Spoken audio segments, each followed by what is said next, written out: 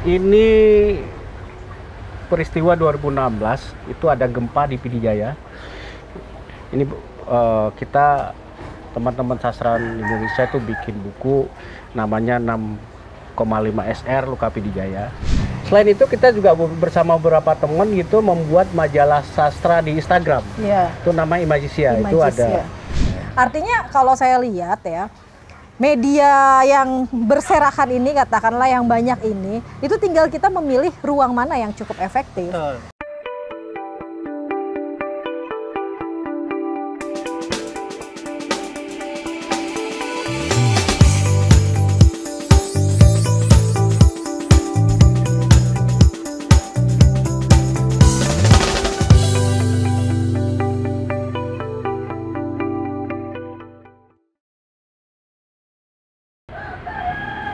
Trenggading.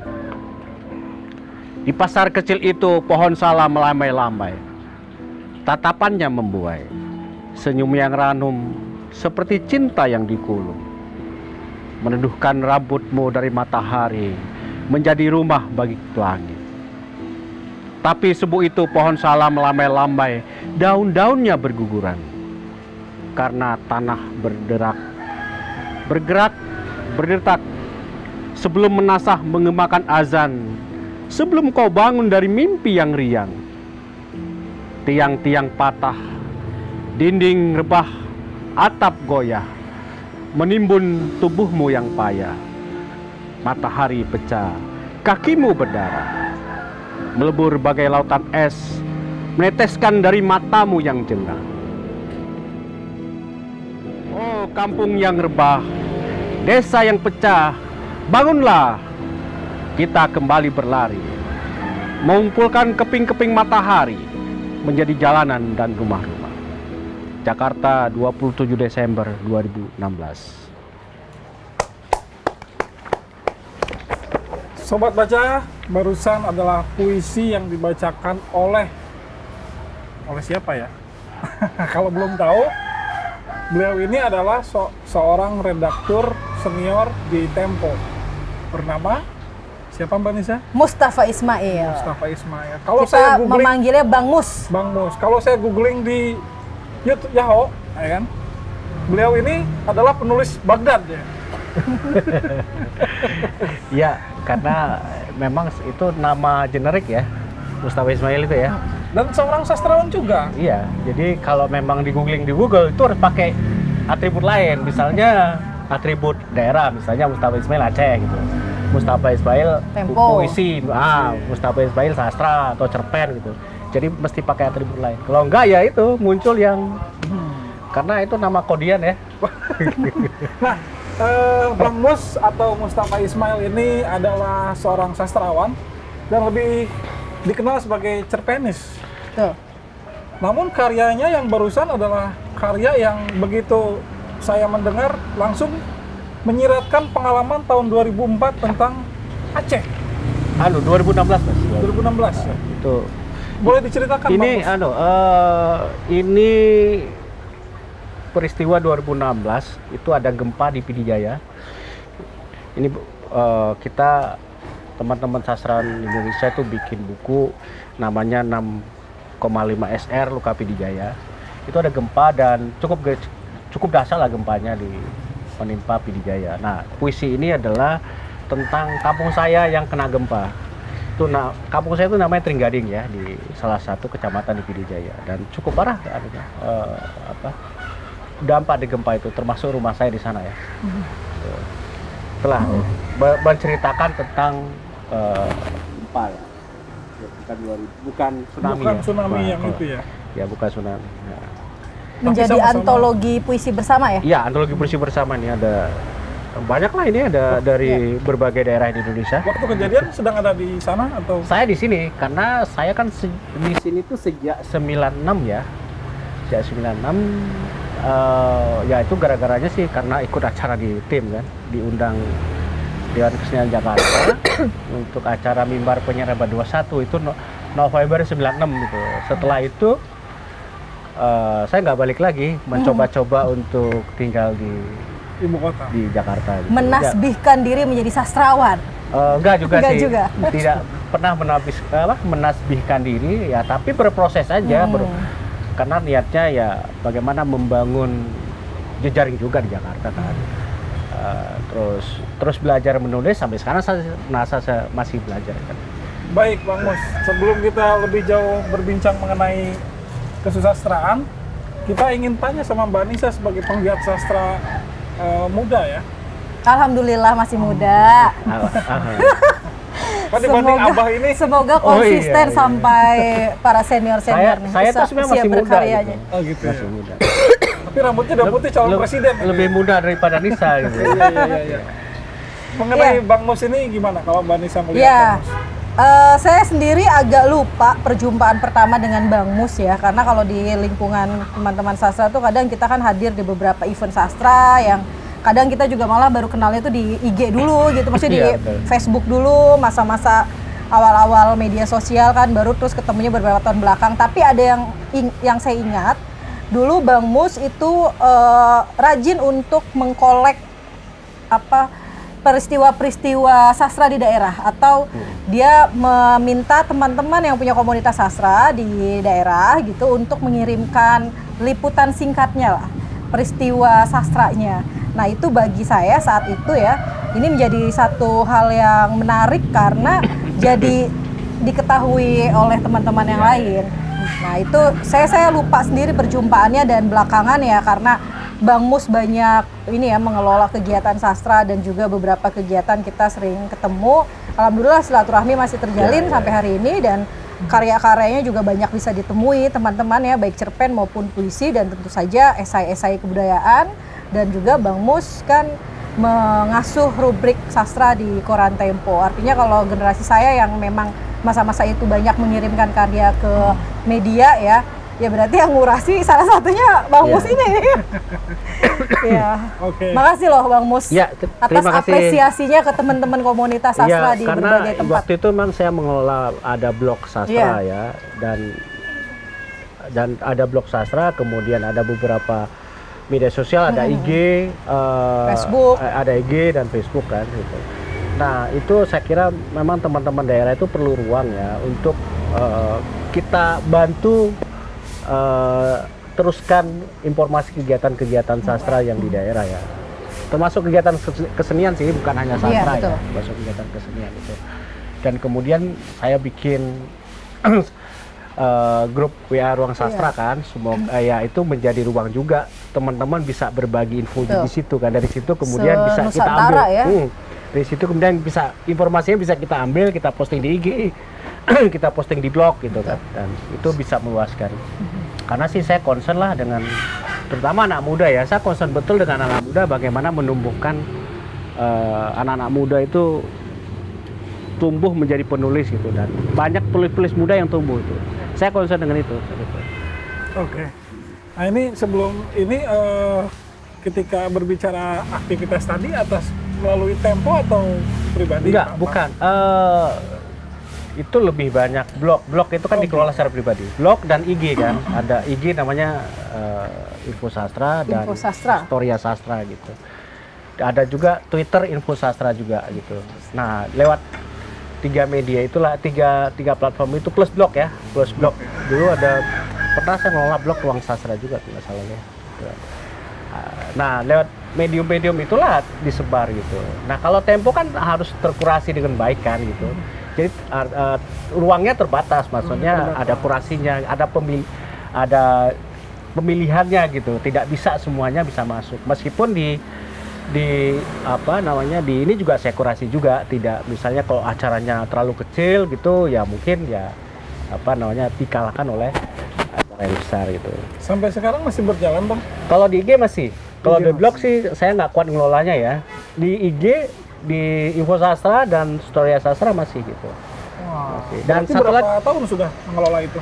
Udah lama ya. 10 tahun lebih. Ya mungkin saya lupa gitu. Terus sama di Twitter juga masih, cuman tidak terlalu aktif ya. Selain itu kita juga bersama beberapa teman gitu membuat majalah sastra di Instagram. Iya. Itu nama Imagisia. Itu ada saya, ada Wiliana, kemudian ada Mahoyer Tawar, kemudian ada Iwan Kurniawan. Kita berempat lah itu berempat atau bertiga tadi? Berempat ya? Berempat. Berempat Lagi stand up, lagi stand up. berempat itu membuat majalah sastra di Instagram, namanya Imagisia.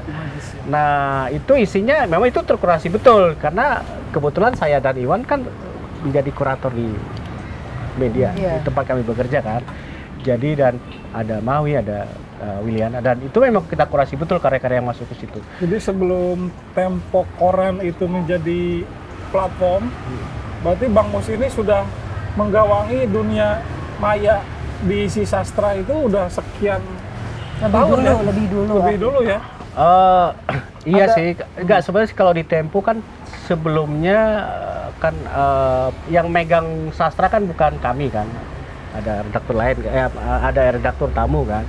Setelah kemudian baru ke saya dan teman-teman yang ngelola itu. Nah kalau di media sosial emang lebih duluan itu.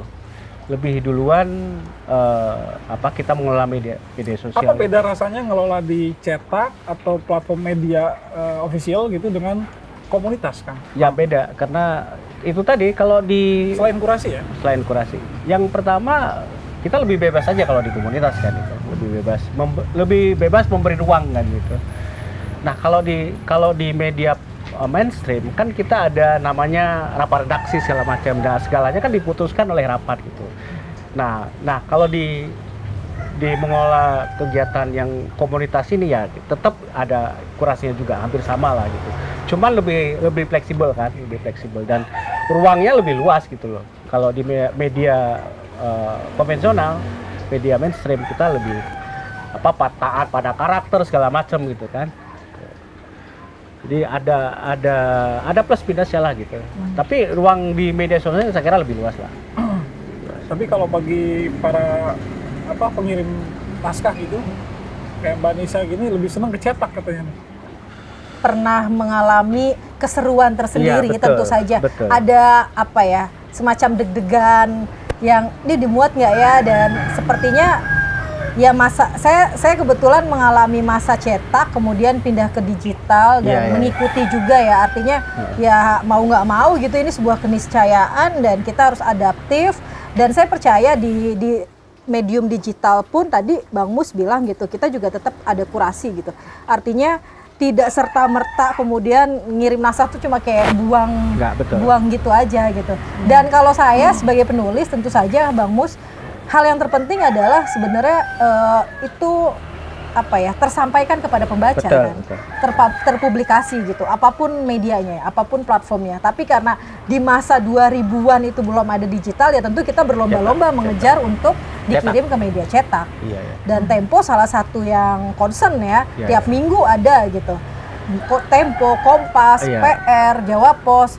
Yang sekarang ya kita tahu ruang-ruang itu dimulai dari PR dulu yang tutup, halaman budayanya.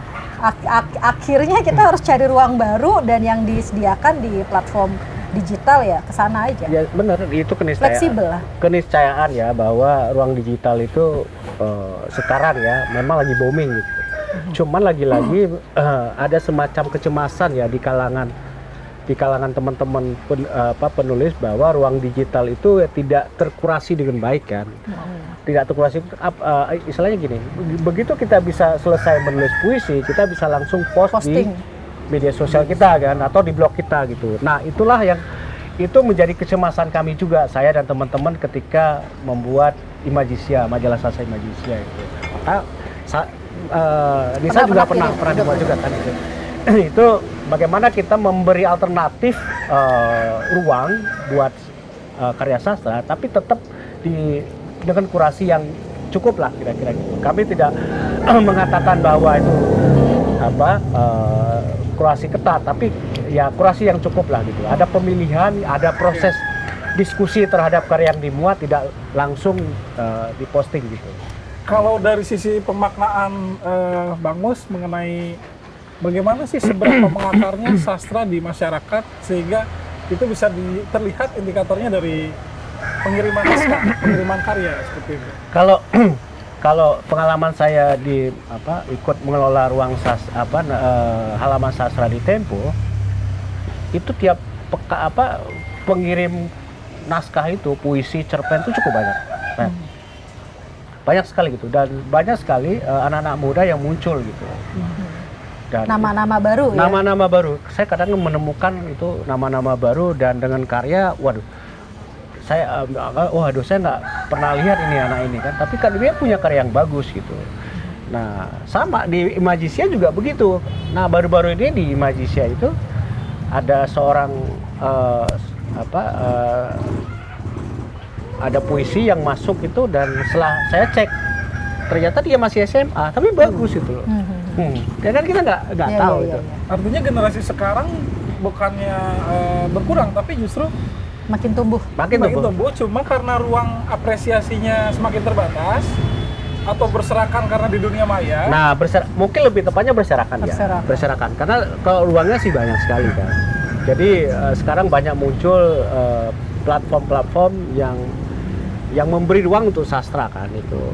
Ya banyak lah gitu, online yang memberi ruang untuk sastra kan gitu. Dan mereka cukup bagus juga mengkurasi karya-karya yang muncul di situ. Jadi mungkin lebih tepat banyak karya yang berserakan itu satu. Yang kedua mungkin dugaan saya ada sebagian penulis-penulis muda tidak tahu caranya bagaimana untuk mengirim karya ke media online atau maupun media cetak kan. Nah, akhirnya mereka memposting di media sosial mereka. Nah, yang ketiga ada lagi ini penulis-penulis yang memang senang menulis, dan mereka menulis sesuai dengan kebutuhan pembaca. Jadi sesuai dengan karakter pembaca mereka gitu. Jadi misalnya kita temukan puisi-puisi yang sederhana di media sosial, di Instagram misalkan banyak sekali puisi-puisi yang sederhana kan gitu. Dan itu memang ya itu bisa saya kira bisa memberi warna tersendiri buat sastra kan gitu. Jadi anak-anak muda emang seneng puisi-puisi yang kayak gitu. Puisi-puisi yang memang mudah dipahami, dan mudah dicerna gitu, dan mudah dituliskan juga gitu. Lebih populer itu. Dan itu dikenalnya dengan istilah instaput. Instaput ya. Jadi ya itu memberi warna lah gitu. Dan mungkin pada nanti ketika mereka sudah beranjak usianya dan kematangan berkarya menjadi lebih baik, mungkin karyanya juga akan berubah kan. Sama kayak kita dulu nulis juga puisi-puisi yang mudah kayak gitu kan. Tetapi memang ini perlu proses belajar itu. Oke, Mbak Nisa, kalau dari sisi Mbak Nisa sendiri bagaimana melihat perkembangan dunia online ini dalam konteks sebagai media yang mengapresiasi karyamu gitu? Ya, aku senang ya dengan banyaknya pilihan ruang. Karena aku ngalamin misalnya ketika ingin mengirimkan karya, dan sekarang udah ada era penerbit indie. Dulu rasanya susah banget gitu. Saya punya naskah dan saya pengen ini misalnya dipublikasikan, saya nggak tahu caranya, saya nggak tahu harus dikirim kemana karena tidak tersedianya penerbit-penerbit indie, lebih banyak penerbit mayor yang itu pun antriannya panjang gitu. Kemudian misalnya mengirimkan karya ke koran juga pasti ada rasa sukacita dan patah hati ya. Ketika karya kita dimuat tentu saja senang, kemudian ketika tidak dimuat, kalau yang mentalnya nggak kuat-kuat amat, kapok itu Bang Mus. Wah udahlah, saya menyerah aja lah gitu. Nggak berbakat gitu. Ya, memvonis diri nggak berbakat. Memvonis diri langsung mempensiunkan dini, pensiun dini dari penulis gitu. Artinya kalau saya lihat ya, media yang berserakan ini, katakanlah yang banyak ini, itu tinggal kita memilih ruang mana yang cukup efektif. Dan saya tidak menghakimi mereka yang memposting di halaman Facebook pun, ya sah-sah saja. Mereka kan punya followers yang bisa baca. Dan saya kira sekarang redaktur sastra tuh semua, pembaca tuh semua jadi redaktur sastra hari ini. Bagaimana dia bisa mengomentari langsung karya kita ya. Nah, terkait soal website sastra yang sekarang juga banyak bermunculan, saya mengapresiasi betul dan banyak sekali, tadi betul kata Bang Mus, di sana ada tim redaksi juga. Di sana ada tim yang akhirnya memilah, yang mengkurasi gitu. Jadi saya percaya ketika karya saya kirimkan ke sastra online hari ini, katakanlah ya media digital, itu juga ada kurasi yang akhirnya, dan mereka juga mempublikasikan secara masif ya. Bayangkan kalau dulu saya kirim tulisan ke Jawa Pos, yang bisa beli koran Jawa Pos ya area di Jogja, Jawa Timur ya. nggak pernah gitu ya. Atau misalnya ketika saya mengirim ke media Indonesia, di Cirebon tuh agak susah tuh waktu masa-masa itu ya, ada koran media Indonesia. Nah di era digital hari ini justru lebih banyak peluang karya saya akan di-share ke banyak ruang, ke WhatsApp grup, ke nomor-nomor yang akhirnya lebih banyak pembaca. Ruang apresiasinya terbuka. Sobat Baca, ini juga ruang apresiasi. Kita sedang berada di Ada Kopi di Bojong Depok, Bojong Sari Depok. Jadi ini tempatnya homey sekali. Lebih tepatnya di sini bisa mendengarkan suara-suara ayam, suara kucing dan gemericik air ya. Jadi bisa Sobat Baca kalau mampir ke wilayah Depok ke arah Pamulang atau teman-teman mungkin yang sekolah di Unpam, hanya 2 km dari Unpam untuk menuju ke Ada Kopi. Nah, gitu. Jadi salah satu ruang apresiasi. Iya, karena di sini banyak sekali kegiatan sastra, kegiatan stand-up komedi malah ya. Iya. Ini selain sastrawan, stand-up komedian juga di Bang Mus. Masih belajar. Iya. Jadi bolehlah Sobat Baca bermain ke sini. Bukanya jam berapa ini? Setengah 4 sore ya? Wah. Puitis, tempatnya sangat puitik.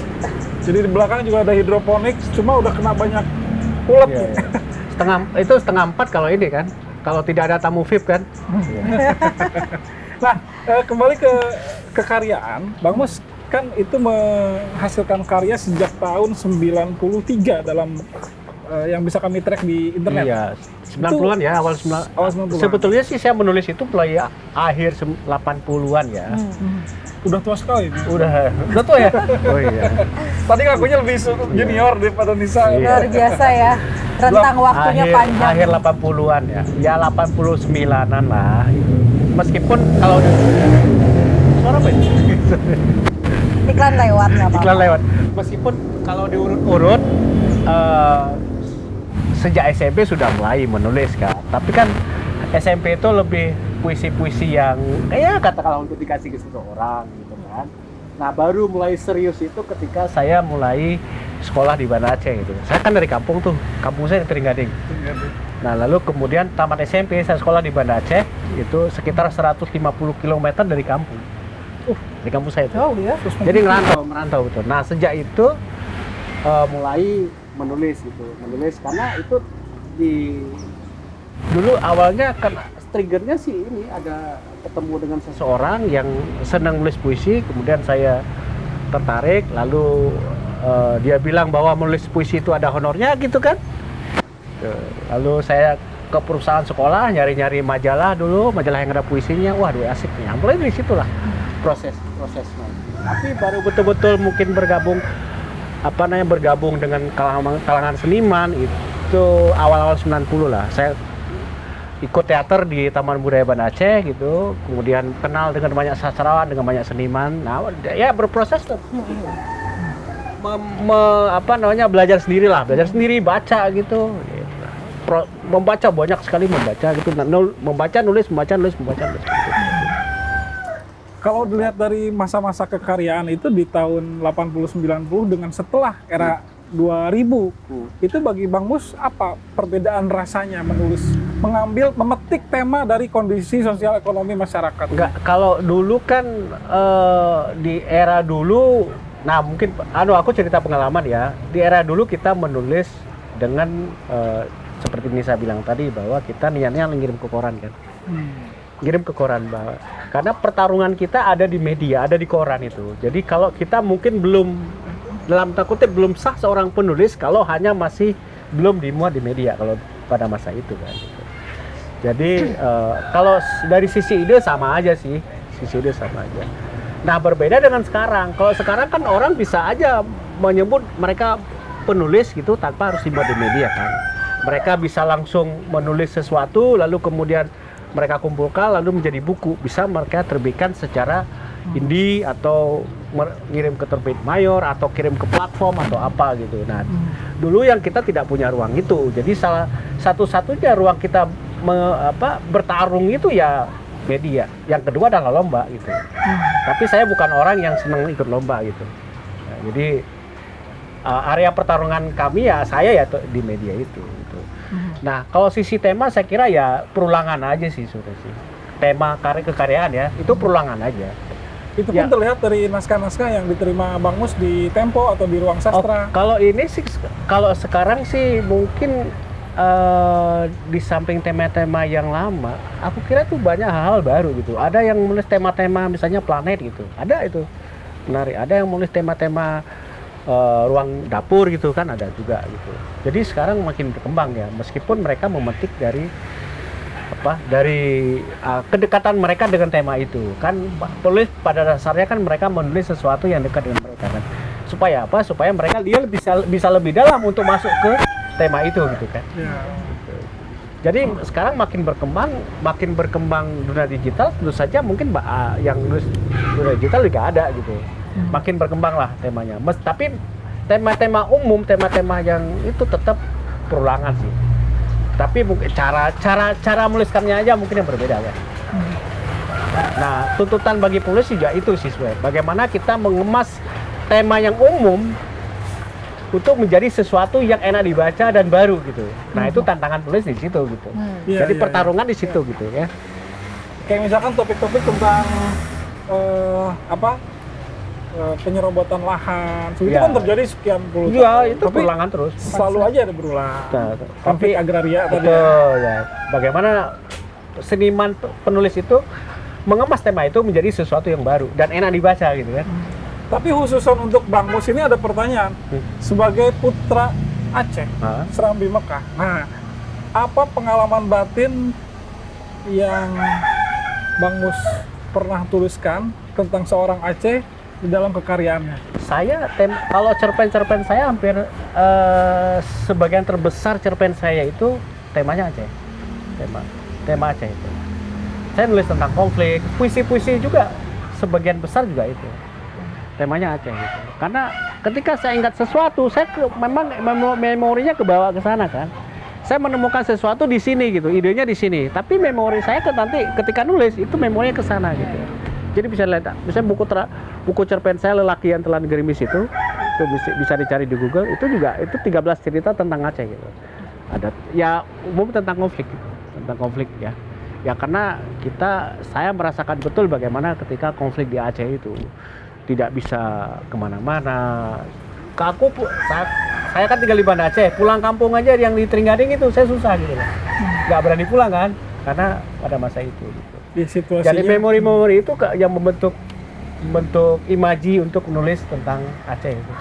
Jadi sebagian besar karya saya itu temanya Aceh gitu. Meskipun saya tulis di sini kan.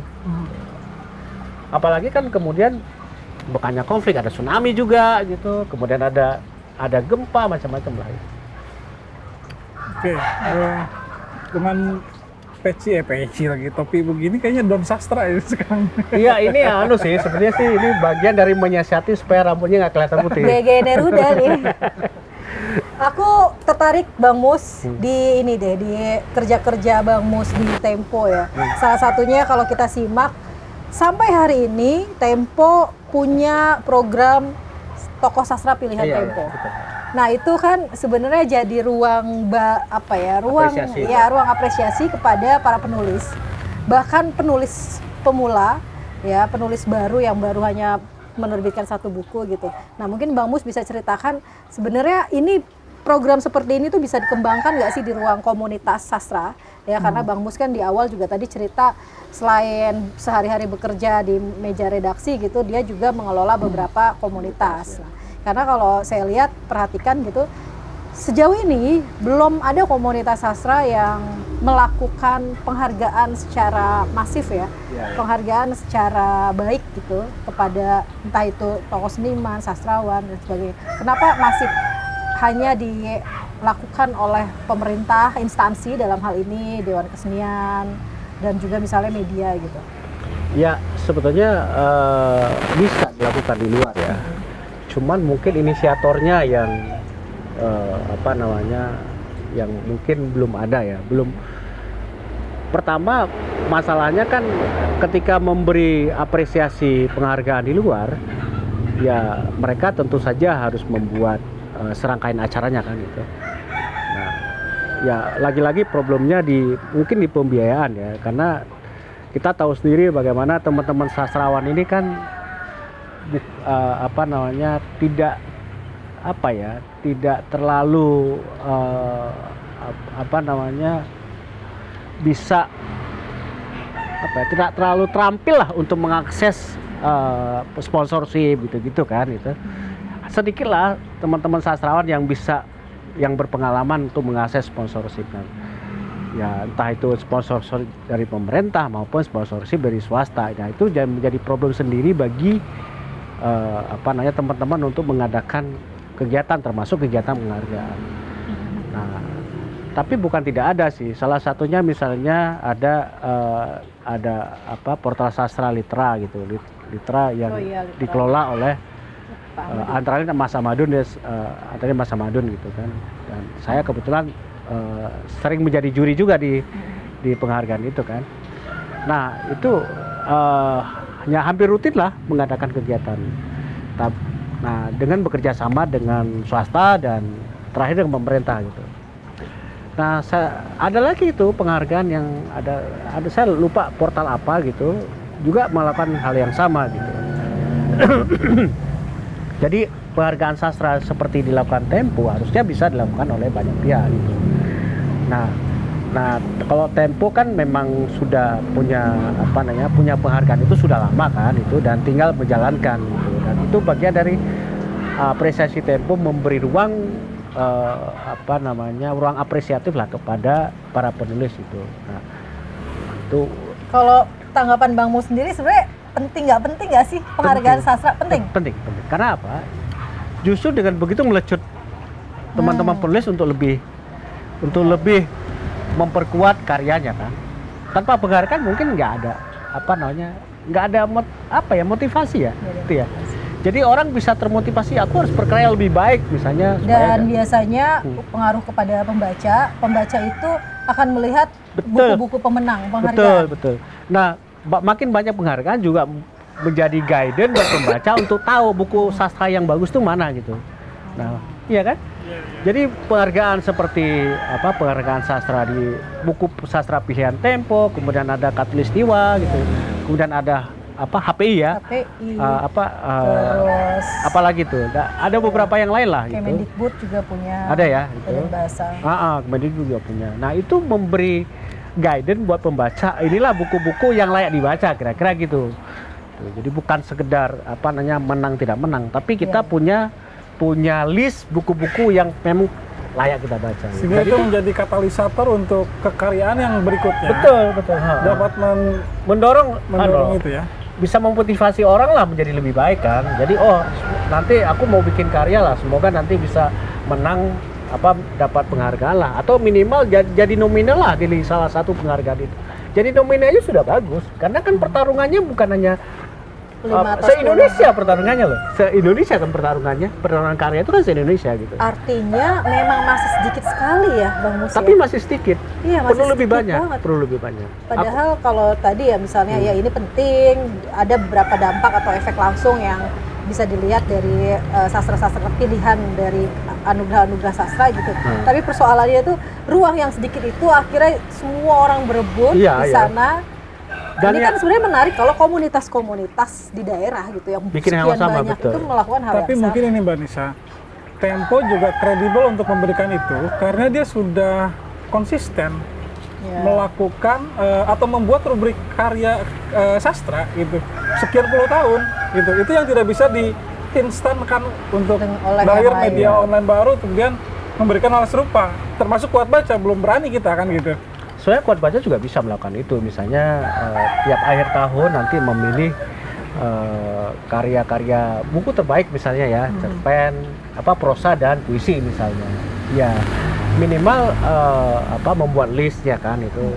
Ya bikin proses penjurian, kemudian membuat list nominal dan kemudian pemenangnya. Bisa aja sih sebetulnya sih. Yang penting kan ini pertama inisiatifnya kan. Yang kedua support anggaran tentu kan, karena itu juga butuh membayar dan juri segala macam. Tadi jurinya siapa? Jurinya bisa kan harus orang yang trusted, terpercaya betul, gitu ya. Betul. Seperti punya legitimasi, betul. Punya legitimasi ya. Iya. Dan aku kira mungkin ini juga ya, pemerintah juga bisa ikut melihat gitu, bisa memberi dukungan kepada komunitas untuk membuat semacam itu. Artinya apa? Ketika misalnya komunitas membuat dan mengajukan sponsorship kepada pemerintah maupun kepada swasta, itu ya kalau misalnya mendapat tanggapan yang baik kan bisa jalan kegiatannya kan. Pemerintah dengar ini. Iya, lagi-lagi kan komunitas ini biasanya sih komunitas ini biasa kan patungan Kreatif sendiri, banget. patungan sendiri kan. Jadi nah kalau misalnya untuk membuat kegiatan besar pasti nggak cukup dari dana patungan itu. Mesti ada dukungan dari pihak luar itu, entah itu apa pemerintah, entah itu swasta gitu. Kalau komunitas minimal ada kopi. Ya. Itu kadang-kadang. 2 kali disebut iklan. Ayo, ini yang punya ada kopi. Iya. Pasang iklan di Kuat Baca berarti. Baik, Mbak Nisa ada yang mau disampaikan lagi? Apa ya? Selalu menarik ya di beberapa setiap episode Safari Sastra Kuat Baca karena kita bertemu dengan tokoh-tokoh sastra yang sudah panjang usia kekaryaannya. Nah ini juga itu salah satu tadi Bang Mus tanya di belakang layar gitu. Ayo teman-teman yang senior-senior dulu deh. Walaupun nanti kita juga akan ke generasi-generasi hari ini ya. Nah kalau saya Bang Mus, ini dari beberapa obrolan dengan teman-teman di episode sebelumnya gitu. Ada satu kegairahan tersendiri generasi hari ini, penulis muda hari ini gitu. Dengan maraknya digital hari ini, justru malah membuat mereka itu akhirnya terjebak pada keinstanan ya tadi yang sebenarnya sudah disinggung gitu. Sifatnya itu langsung mendadak jadi penyair. Hanya 1-2 puisi kemudian dia posting ke media sosial. Nah artinya dalam hal ini saya berharap gitu ya, bahkan dari diri kita masing-masing penulis itu mengkurasi dirinya sendiri, mengkurasi karyanya sendiri. Ya kalau dalam sastra itu kita kenal ada istilah pengendapan lah, pencarian lah, segala macam gitu. Ini jangan tergesa-gesa untuk langsung posting dan berbesar hati hanya dengan ada like atau komen yang banyak gitu. Tapi bentar Mbak Nisa, sobat baca yang sudah berkali-kali nonton Safari Sastra, tolong like, komen, subscribe. Karena itu juga berdampak pada keberlangsungan program ini. Nah, artinya saya ingin katakan komunitas, karena saya pegiat komunitas di sini mewakili teman-teman yang bergerak di komunitas sastra gitu ya. Itu juga harus punya semacam template ya, platform gitu yang setiap kegiatan, kemudian dia pasti komunitas sekarang udah punya main website, punya media sosial, dia juga harus tertib dalam mengkurasi karya-karya yang ingin diposting. Anggota komunitasnya. Iya, anggota komunitasnya. Bahkan di dalam komunitas itu biasanya ada kelas-kelas menulis. Pilihlah mentor-mentor kelas menulis yang memang dia punya legitimate di sana. Betul, artinya kita tuh harus sama-sama saling menjaga. Saya bukan katakan di era sebelum digital itu lebih baik ya. Artinya ini kan cuma perpindahan platform nih. Betul. Tapi cara kerjanya, tahapannya harusnya sama. Itu juga sebenarnya kemarin yang kita bahas dengan Belican gitu kan. Bagaimana mencari model yang kita tuh cara kerjanya tuh harusnya seketat, sedisiplin sama proses kurasinya dengan tahap konvensional, tahap media cetak, hanya berganti di media digital aja. Ya, itu yang harus diperhatikan aku pikir ya. Iya, ini benar, ini hanya peralihan ruang aja kan. Dari ruang yang bisa dipegang, ruang fisikal gitu ke ruang maya kan. Jadi dari sisi disiplin menulis, cara menulis, kedalaman, kekuatan karya segala macam nggak ada bedanya sih harusnya ya. Sesederhana ini Pak Jajang, Bang Mus, saya mencontohkan di program Safari Sastra Kuat Baca. Ini kita visual, podcast, ngobrol, tapi di belakang layar, Bang Mus, saya dengan Kang Jajang bertengkar dulu. Ini apa nih pertanyaan yang mau kita ajukan? Kemudian tokoh-tokoh siapa? Kan? Tokoh-tokoh siapa yang mau kita hadirkan? Nah, artinya penjagaan itu tuh kualitas. Penjagaan kualitas itu harus tetap ada. Tetap ya, artinya ini kan ruang, kalau dulu diskusi kan, diskusi. Nah, sekarang ruangnya kan cukup di YouTube gitu kan. Ya sama. Jadi bagaimana mengkurasi narasumber diskusi dengan mengkurasi narasumber di podcast ya hampir sama sebetulnya kan. Ya, cuman yang berbeda ruangnya aja kan. Berbeda ruangnya saja. Iya. Jadi mungkin ini ya menambahin apa kata Nisa tadi, bahwa memang sekarang ada kecenderungan anak-anak muda memang dia mencari panggung untuk bisa disebut sebagai penulis atau penyair gitu atau sastrawan gitu. Nah ini mungkin yang menjadi kegelisahan kita gitu. Kenapa? Karena yang fokus mereka mencari panggung bukan memperkuat karya gitu. Jadi mereka misalnya bela-belain ikut festival sastra entah di mana dan dengan kurasi festivalnya juga kita bisa lihat kan. Kalau di tongkrongan saya tuh ada istilah gini Bang Mus. Kamu lebih sibuk menjadi penyair daripada menulis puisi yang bagus. Nah, saya beberapa kali juga namanya kan itu anekdotnya itu. Menyindir gini, jangan sampai gayamu itu mengalahkan karyamu. Nah, ya kan? Jadi jangan sampai gayamu mengalahkan karyamu. Nah, itu penting buat teman-teman. Artinya apa? Jadi fokus karya gitu loh. Bahwa itu Anda jadi penyair apa bukan, itu urusan lain lah, nggak penting lah gitu. Toh penyematan itu datangnya kan dari publik. Iya, dari nggak penting menurut saya sih. Jadi kalau memang niat nulislah dengan baik, bacalah banyak baca gitu. Karena tanpa membaca itu Anda tidak akan bisa menjadi penulis yang baik gitu. Itu yang paling penting.